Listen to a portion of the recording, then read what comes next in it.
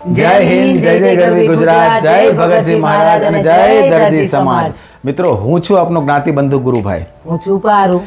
મિત્રો, એમ કહેવાય કે સતત પ્રગતિના પંથે દોડતો આપણો દર્દી સમાજ વધુ એક સોપાન સર કરવા જઈ રહ્યો છે. મિત્રો, લગભગ આપણને બધાને ખબર જ હશે કે આપણી જે પૂણા ગામની વાડી છે ત્યાં ભવ્યાતિ ભવ્ય સમાજ ભવનનું નિર્માણ ટૂંક જ સમયમાં થવા જઈ રહ્યું છે.